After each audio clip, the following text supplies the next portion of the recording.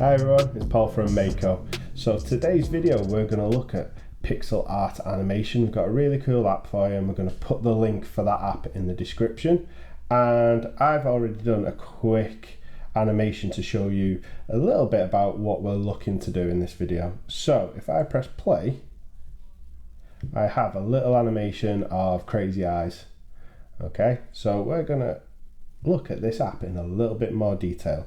So if I just click here at the bottom and click create new project, and when you open your app you will have this new project pop up, and I'm going to be working in 32 by 32 pixels. So I'm just going to create my project, and it also automatically throws up this layer at the bottom. And to get rid of that, there's a highlighted square at the side that's got 3 lines of paper. If I just get rid of that, it gets rid of my layer at the bottom, and I can see a clear palette of where I'm going to be drawing. Along the left hand side you've got all your colours here where you can add different colours. So if you've got a colour in mind for your animation, your picture, you can change that by clicking on one of the plus buttons, and this brings up your colour picker.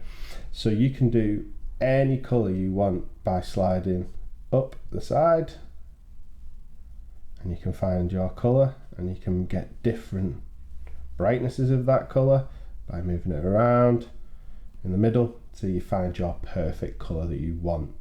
Okay, also once you've chose your colour, if you look at the top of my screen where I'm just holding my finger, the colour palette, it tells me I've got the blue selected because there's just a little blue line at the top, so I know what colour I've got.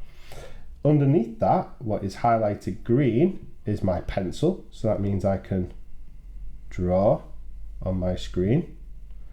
The next one underneath that is a really cool one. That's a Pipette.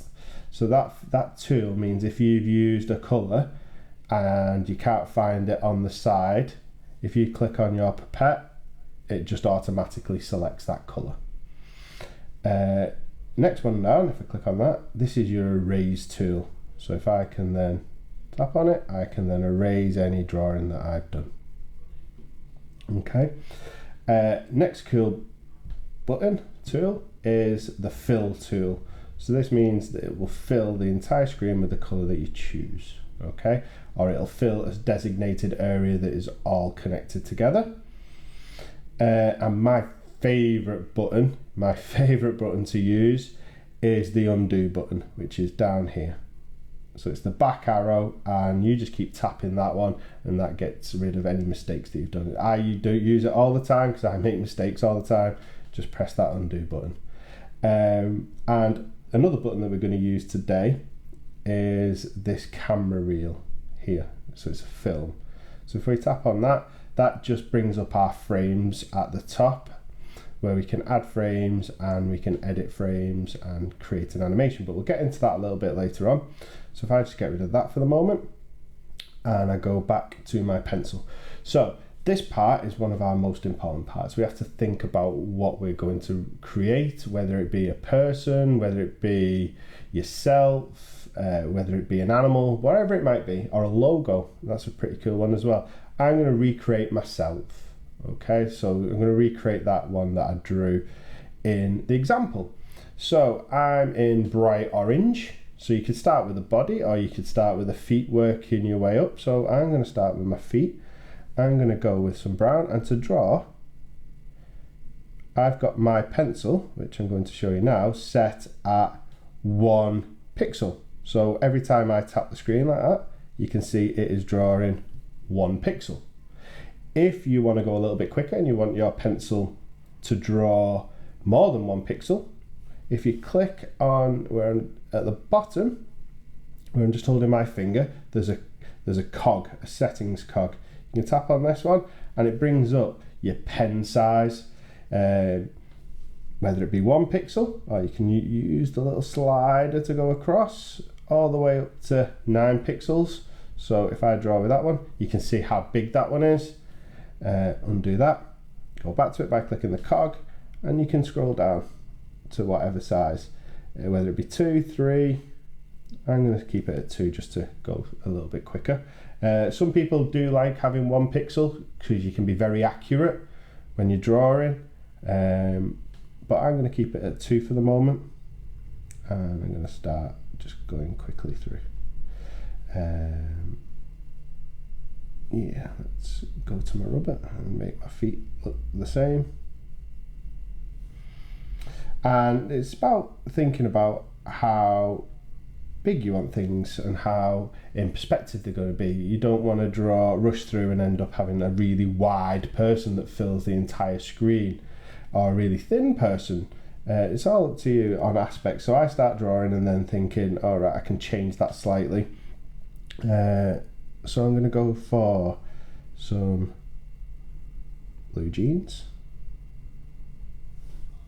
So I'm going to go back to my 1 pixel there, just to fill that out, and think about what they're going to be doing in your animation. So are people's legs going to be moving? Are you going to be moving just their feet? All depends on what you want your animation to do. So as you are drawing your person or character or whatever it might be, car, plane, the possibilities are endless. Thinking about where you want your character to be. So I'm looking at my legs. My legs look a little bit on the thin side. So what you can do is you can start to edit as you go. So I'm going to just make these a little bit wider, and I will alter my feet as well. So it's just thinking about when you start to draw how things change. Okay, so that looks alright for my legs. I'm just going to go back to my brown and undo and make my feet ever so slightly bigger. There we go. So starting to look like a person. I'm going to go to my orange. I'm going to start to put in my body.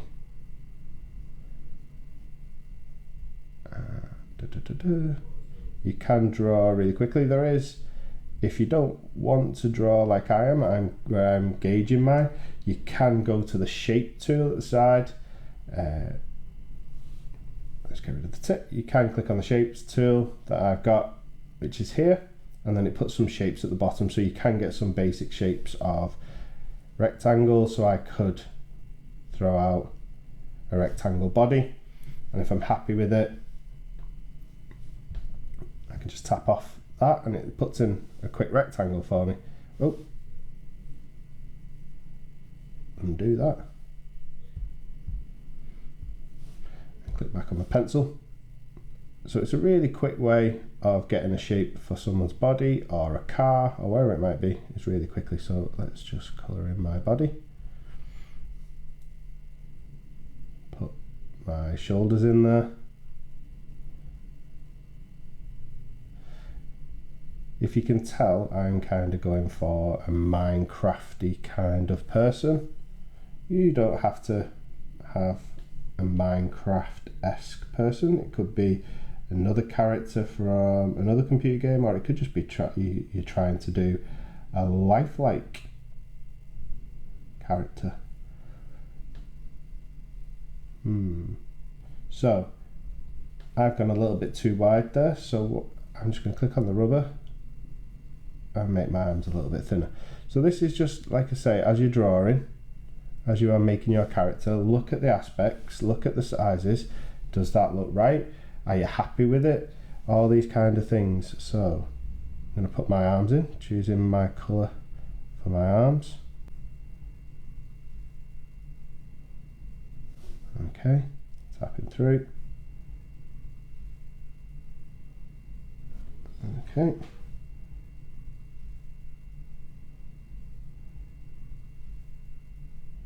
Give myself a hand on that side.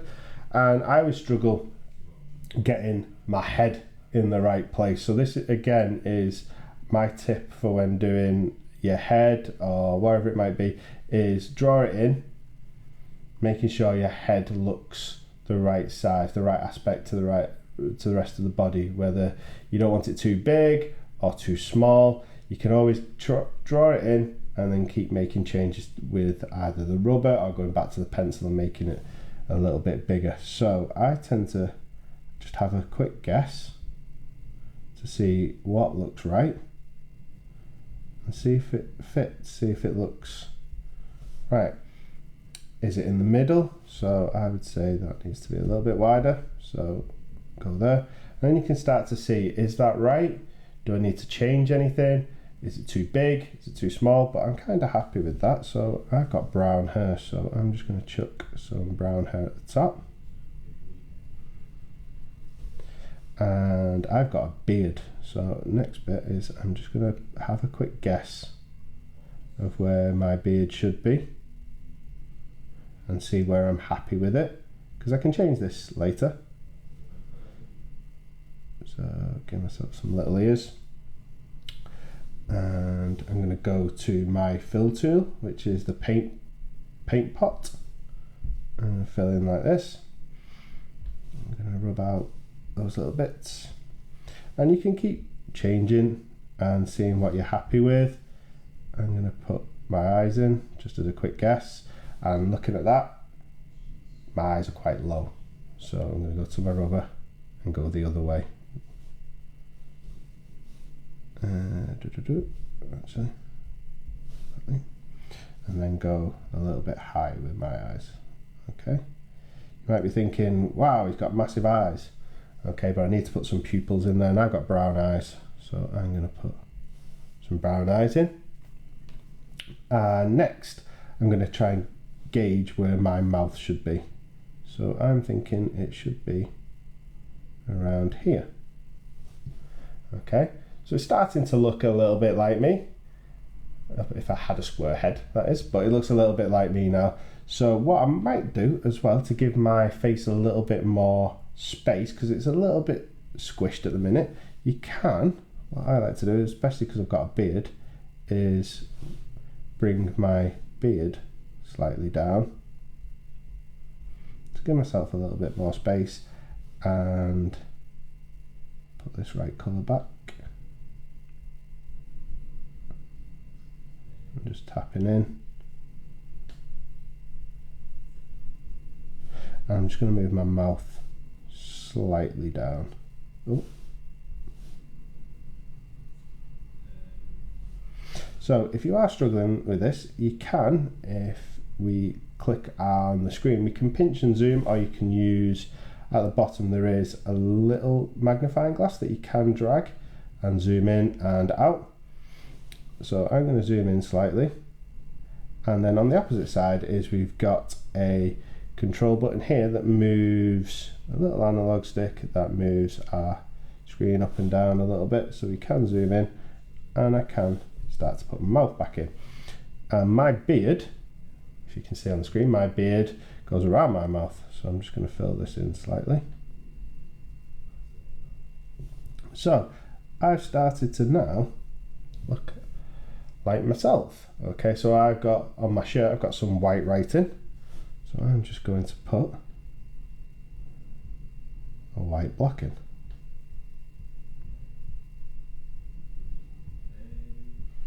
So if I zoom out now, we have a character that looks very similar to me. And the next step is, once we're happy with our design, we're happy with the character, is to then start adding some frames. Okay, and frames are different pictures with slightly different alterations to them that, when stitched together and played through very fast, looks like that inanimate object is moving. So this is animation. So what we need to do is, on the side here there's a little film reel, and if I tap on this, this brings back our frames at the top. It also, notice, it gives us a cog at the top, a settings cog. If we tap on this, it brings up this little bubble where we can start changing our animation. And don't worry, you don't have to redraw your picture all the time. You can click on the one that says clone frame, so this will copy your frame and then paste it to the next one. So what I'm going to do is I'm going to click on clone frame, and then I've now got two frames. I've got two frames that are exactly the same. So on my original animation, I had my eyes going crazy, they were spinning round. So to do that, I'm going to click on the rubber, and I'm going to rub out my eyes, and I'm going to go back to the brown, and I'm going to move my eyes to the top corner. I'm going to fill in the white bit, and what I like to do is I'm going to clone this this frame that I've just done, so I know what changes I did. So I'm going to click on the settings again, clone frame, and I know where the eyes where I've moved them to, so I'm going to move them again, and then I'm going to rub out the other ones. So my eyes now are starting to roll around. Settings again, clone frame, and move my eyes again. So I'm going to go brown, and then I can just tap on the white, or I can use the rubber. Okay, so I've done 4 frames there, and if I click on the play button next to the settings button, I've started to get a little bit of an animation, okay, of my eyes going crazy. And I can see on one of my frames that I forgot to move one of my eyes.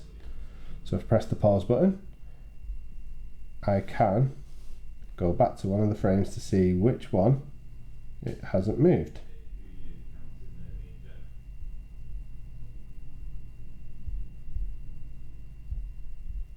And it's this one. So it goes from the bottom corner, it should be this one. So if I tap off there, it should be there. Oh, undo, should be there. So if I press play this time, I've got perfect eyes going crazy. Okay, so that's a good way of always, as you're animating, press that play button and see if you've got any little mistakes that you've missed. Okay.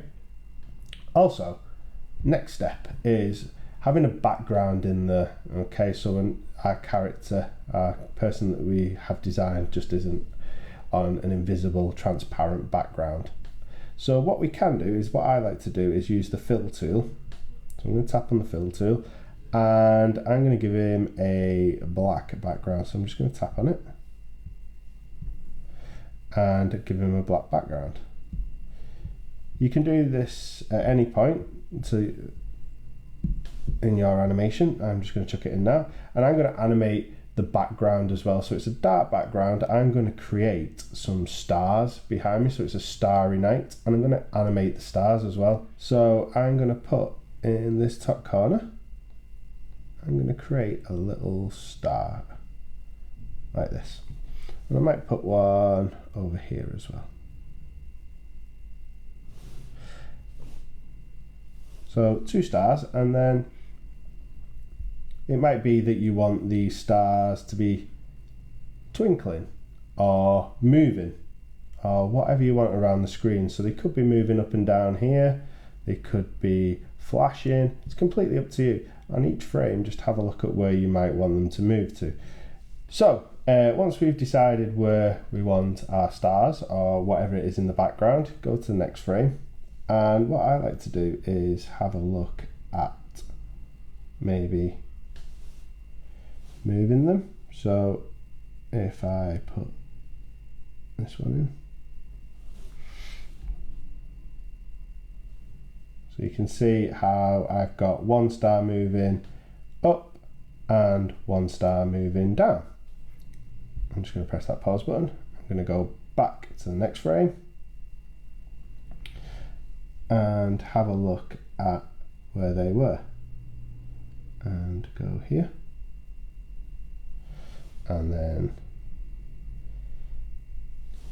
this one should be about here, and go back to the beginning, press play, see how they look. So I know I've just noticed that I have made one mistake with my star. What you can do is use one of these features which allows you to draw around one of your items that you've drawn, and then you can move it over slightly. And as you can see, as I've moved it over, it's took some of the colour with it as well, so I can just click on the black and just fill that. Okay, so that feature is really cool. It's this one here. It's a square here, and it's got 2 squares at the top, drawn by 2 lines and 2 squares at the bottom to make a square, and it's got squares in the corner. So tapping on that, you can draw around everything and move it. So if I now press play, you can see my stars starting to move up and down. Press pause, and my last frame, I'm gonna draw in my star again.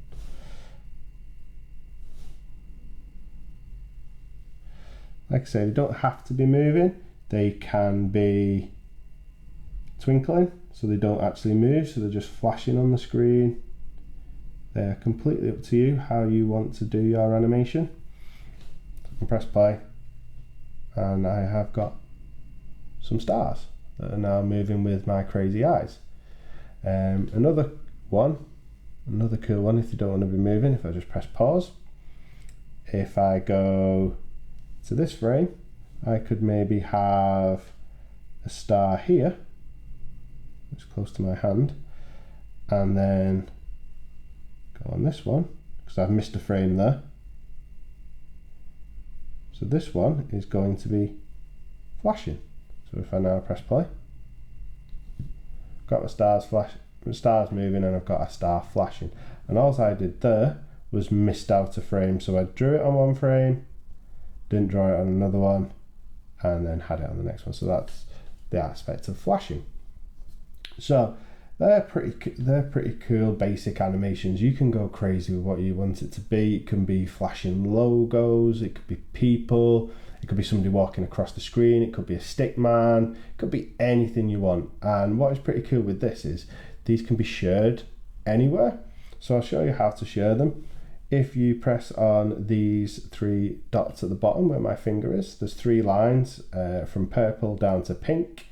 If we tap on these, it brings up another pop-up window, and we can share these to any social media. We can also, which is pretty cool, is share them as a GIF. So then that could be, you could save it as a GIF and then send that to people and use it instead. But there's pretty cool, there's loads of different ways where you can share it. You can also preview it, you can save it to your camera roll, there's loads. I like sharing them as a GIF, so when you tap on share, it does give you lots of options, okay? So you can save it as a PNG, a GIF, you can also save it as a sprite, so if you want to then import it into some coding, there's loads and loads of different ways. You can also resize it, you can make it bigger, so you can go by ×2, ×3, depending on where you're sharing it to.